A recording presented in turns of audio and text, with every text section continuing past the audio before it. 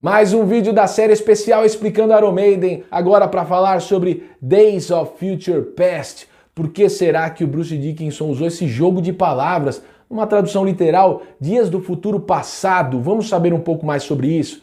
Então sejam muito bem-vindos, vocês estão no canal Metal Musicast. O Bruce Dickinson já disse que a principal inspiração dele foi o personagem Constantine. Vejam que ele deu uma entrevista para Apple Music e ele disse isso, acompanhem comigo. A letra é uma reimaginação da história em quadrinhos Constantine, particularmente a versão cinematográfica com Keanu Reeves. É uma configuração interessante, porque sempre existe a suposição de que Deus é um mocinho, mas nesse cenário Deus parece ser um narcisista manipulador. Ele é quase como um psicopata.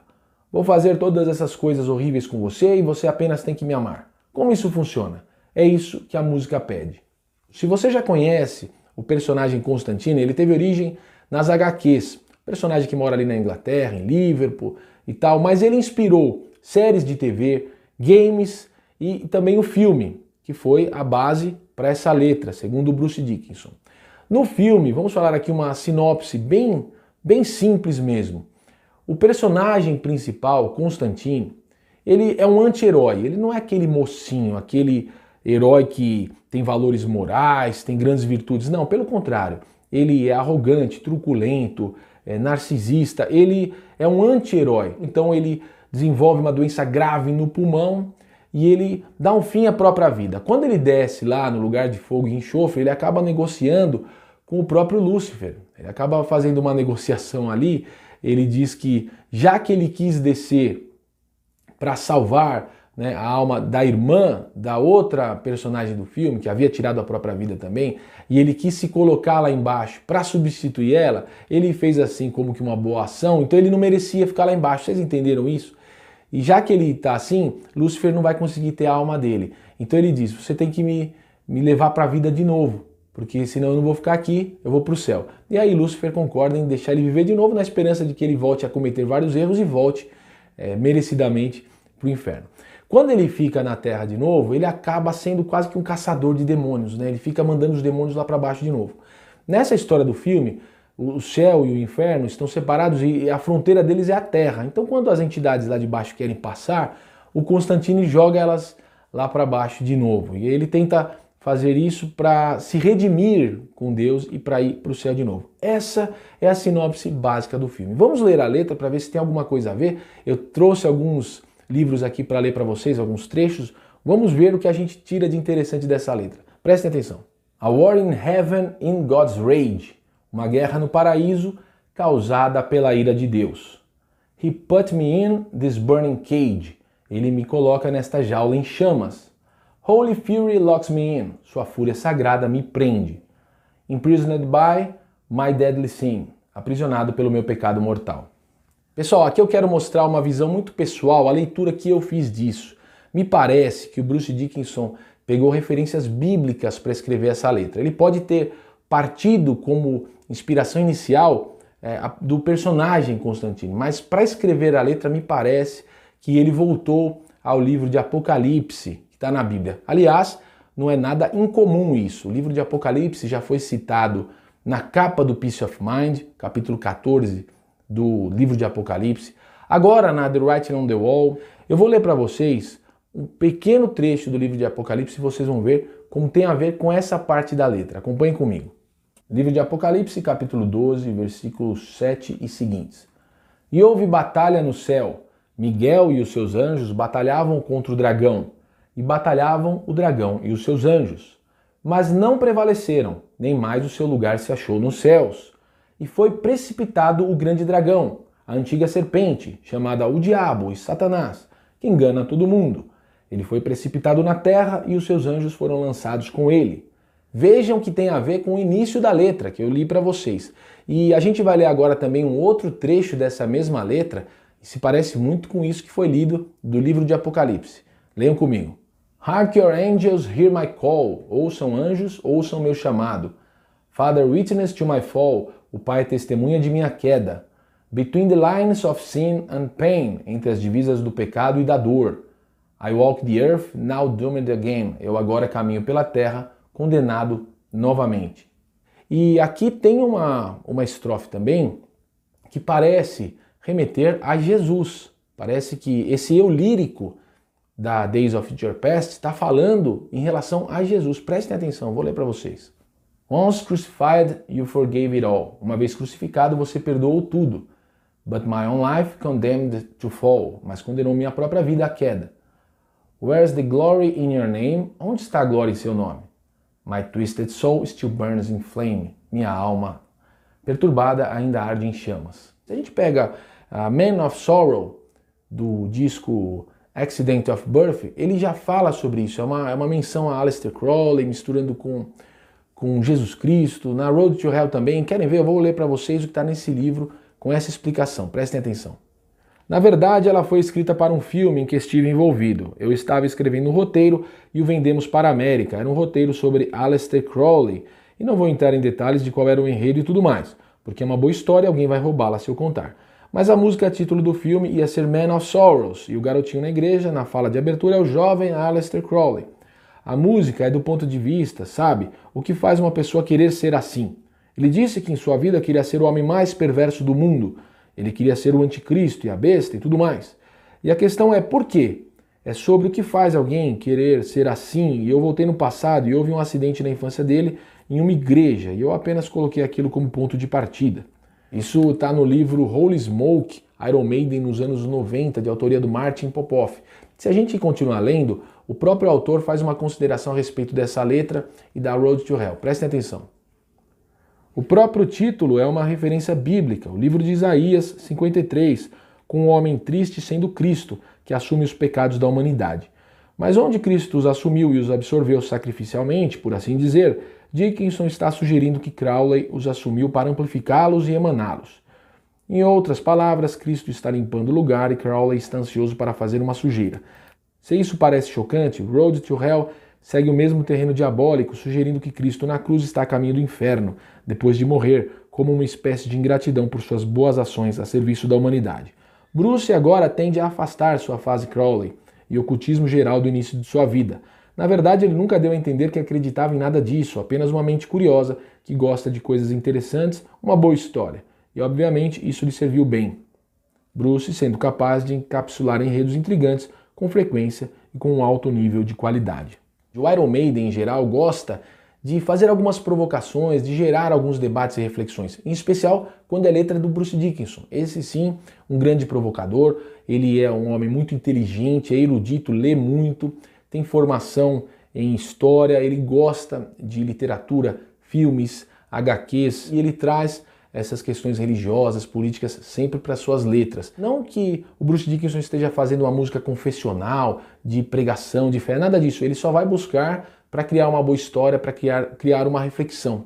Tem vários exemplos desse tipo de inversão que o Bruce Dickinson faz a respeito de algumas figuras, de alguns símbolos que estão na cultura judaico-cristã. Então a gente pega, por exemplo, no Fear of the Dark, tem lá a música Judas Be My Guide. Ele faz isso com uma certa frequência. E aqui, na Days of Future Past, mais uma vez o Bruce Dickinson invertendo as posições, colocando o pecador, o inimigo de Deus, como alguém que está querendo se redimir, e Deus como alguém que não está querendo dar um perdão, pelo menos é isso que parece nas entrelinhas. E para isso ele cita o Constantine, que é esse anti-herói, que quer se redimir mesmo sendo alguém que não tem grandes virtudes, nem é aquele mocinho típico do cinema, né? Vamos continuar, tem muita coisa interessante aqui. Quando eu comecei, eu li para vocês. He put me in this burning cage, ele me coloca nesta jaula em chamas. Pessoal, tem um texto muito interessante aqui, vem de um evangelho apócrifo. Vocês sabem que o evangelho apócrifo, na verdade, ele tem autoria. No caso, eu vou citar para vocês o evangelho de Bartolomeu. Mas esses evangelhos não foram aceitos pela igreja como canônicos, como, vamos dizer assim, como oficiais.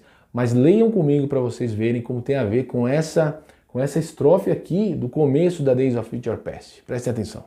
Jesus pegou Satanás pela cabeça, entregou-o a seus anjos e ordenou: amarrai-lhe os pés e as mãos com fortes correntes de ferro. E voltando-se para o inferno, acrescentou: deixa-o queimando até a minha segunda vinda.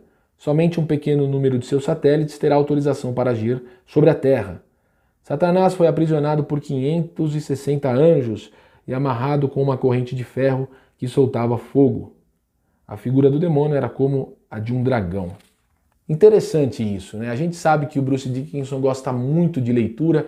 Eu não sei se quem fez o personagem Constantine, quem criou essas histórias, se baseou nessas leituras, se o Bruce Dickinson também se baseou, mas é curioso que há essa coincidência. Eu só estou trazendo para vocês aqui como há a coincidência do que está escrito na letra com o que a gente vê nesses textos que são usados por várias seitas místicas e esotéricas. O próprio Constantine, que é o personagem, ele foi criado em torno do ocultismo, né, do misticismo. Ele tem a clarividência de ver entidades espirituais, ele se comunica com o mundo dos espíritos. Tem isso já no personagem das HQs, tem isso no filme. O Bruce Dickinson usa com frequência esse recurso de querer desconstruir, de querer subverter algumas simbologias, alguns ídolos da cultura judaico-cristã. Isso é frequente para ele, tem várias outras letras, até mesmo na Time Machine ele comenta, ele deu uma entrevista, eu já estou preparando, estou pesquisando, aliás, fiquem ligados, inscrevam-se no canal, porque eu vou fazer 10 vídeos, um para cada letra e música do Senjutsu, já estou pesquisando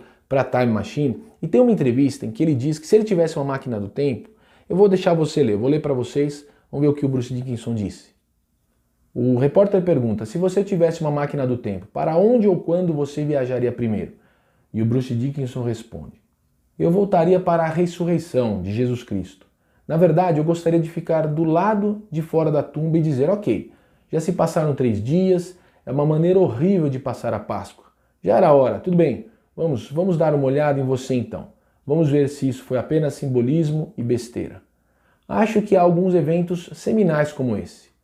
Adão e Eva teriam sido um bom momento. Você poderia realmente ter ferrado com a história se tivesse apenas batido na cabeça de Adão e dito, na verdade, Adão, desculpe, cara, é o Bruce, vai ser Bruce e Eva. Teremos que mudar as coisas. Vamos continuar com a letra de Days of Future Past.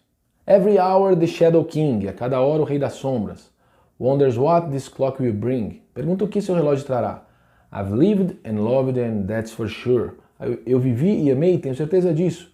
My fatal quest forevermore. Minha eterna missão fatal. Aqui um comentário rápido, acho que o Bruce Dickinson quer alinhar a letra, aquelas filosofias dos pensadores que celebram a vida, que criticam o moralismo da cultura judaico-cristã, que promete um paraíso numa vida futura, espiritual, mas que não deixam, não admitem que as pessoas vivam um paraíso aqui na Terra. Pensadores como Nietzsche, por exemplo. Vamos continuar, agora vem o refrão. The days of future past to wander on the shore. Os dias de um futuro passado onde vago pelo litoral. A king without a queen, to die forevermore. Um rei sem uma rainha deixado para morrer eternamente. To wander in the wasteland, a vagar no deserto. Immortal to the end, imortal até o fim.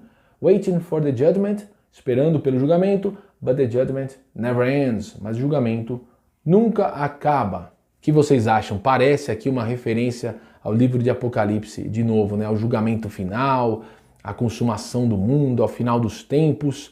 E vai ter o julgamento, mas o julgamento do inimigo de Deus já foi dado, o veredito já foi dado, ele está condenado e vai passar todo o tempo e vai ser condenado no final. E aqui parece isso, né? Parece que está falando um julgamento, essa simbologia de uma condenação eterna, porque tudo são simbologias, não é, pessoal? Eu tenho certeza que o Bruce Dickinson não está fazendo nenhuma pregação religiosa, nada disso.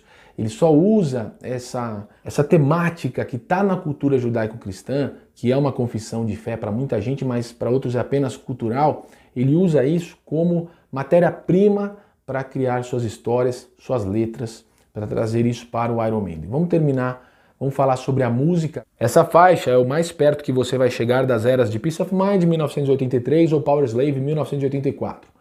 4 minutos, riff super energético, grande refrão do tipo hino, grandes vocais, tudo isso.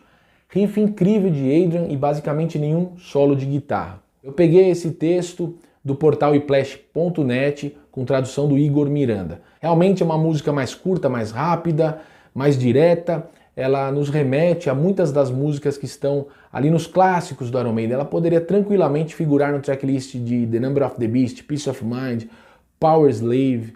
Quando eu ouvi o disco a primeira vez, ela se destacou muito logo de cara, riff nervoso. Também tem o refrão com um gancho muito bom do Bruce Dickinson. E essa letra muito interessante. Eu trouxe todas essas curiosidades que a minha interpretação, a minha leitura me fizeram eu perceber quando eu estava lendo a letra desta música, quando eu estava ouvindo ela sendo cantada pelo Bruce Dickinson. Mas eu quero que vocês me digam se vocês acham que tem a ver, como que vocês veem essa letra. E mais uma vez, reafirmo aqui que estou curtindo muito Senjutsu, espero que vocês estejam curtindo também, assim como vocês estão acompanhando o canal aqui, Metal Musicast, e a série explicando Iron Maiden, especial Senjutsu. Valeu, tamo junto, forte abraço a todos vocês.